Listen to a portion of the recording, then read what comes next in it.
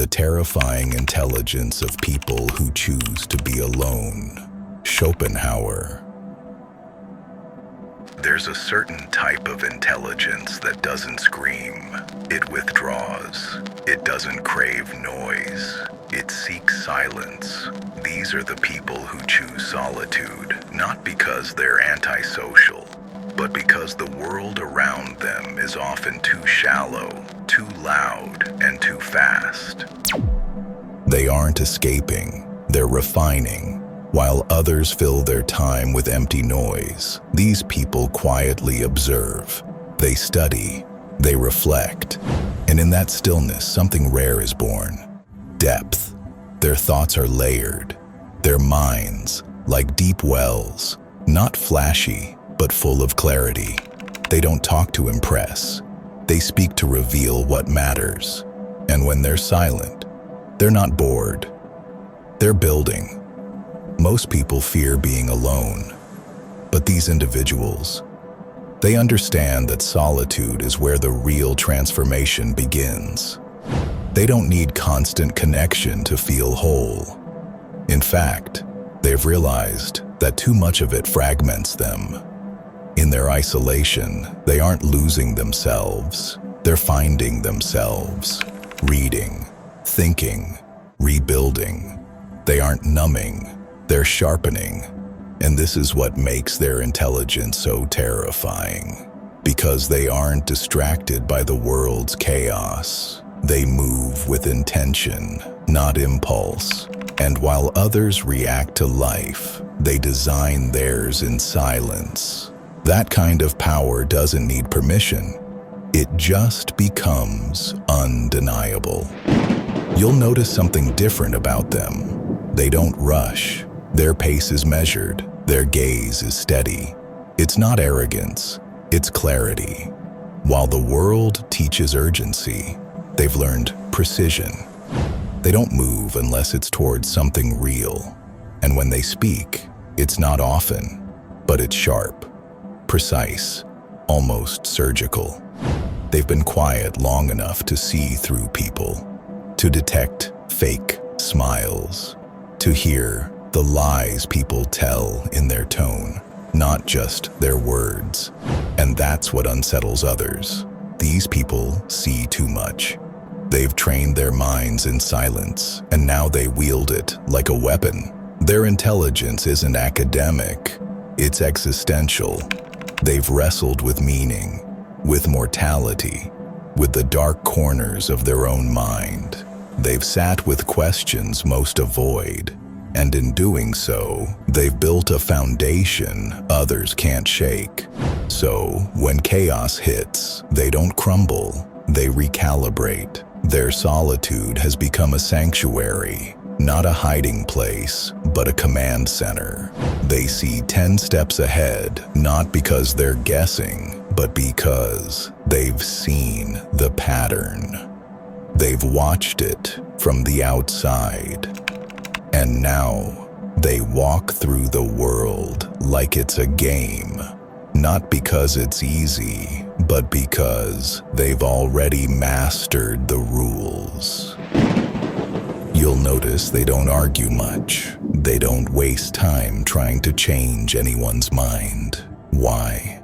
Because they understand something most don't. Truth doesn't need to be defended. It just needs to be lived. They've learned that debate rarely leads to clarity, only ego battles. So instead, they conserve their energy. They don't correct, they observe. And that calm exterior, it's not passivity, it's power restrained. They've seen that being understood is optional, but understanding is essential. So they become excellent listeners, silent strategists. And when they finally speak, it lands like thunder, not because it's loud, but because it's true.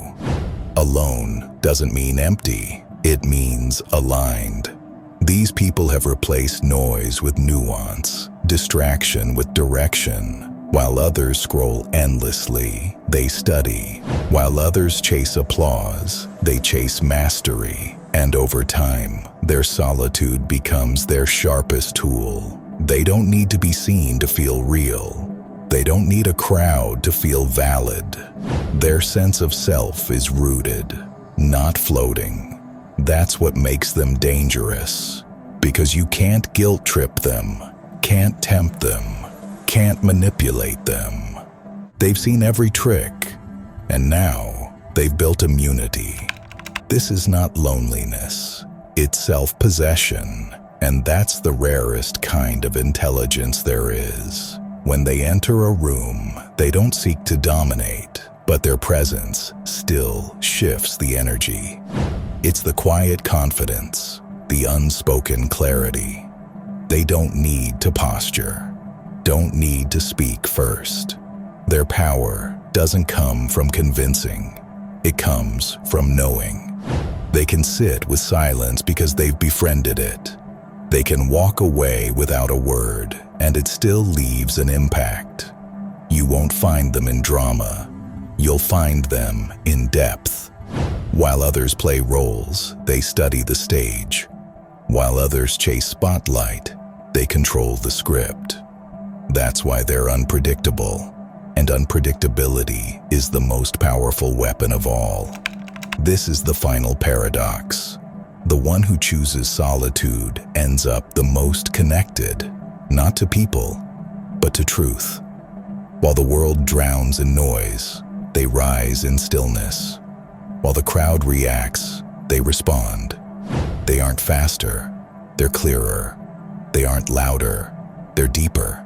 And that depth, that's where intelligence lives. The world may never understand them, and they're fine with that. Because their path isn't built on approval, it's built on purpose. So when you meet someone who walks alone, don't assume they're lost. They might just be far ahead, walking a road too few dare to take.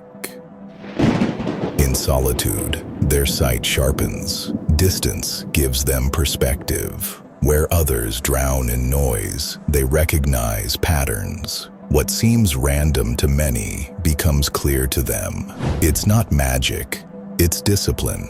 Hours of reflection turned into foresight. And that's the paradox. The further they step away, the more deeply they understand those still caught in the crowd. Real strength rarely announces itself. It's steady, quiet, forged in silence. These people don't escape life, they refine it. Every layer of solitude has made them unshakable, grounded in a way noise can't touch. Their intelligence isn't about being faster or louder, it's about being deeper. And depth, once earned, always outlasts the noise of the world.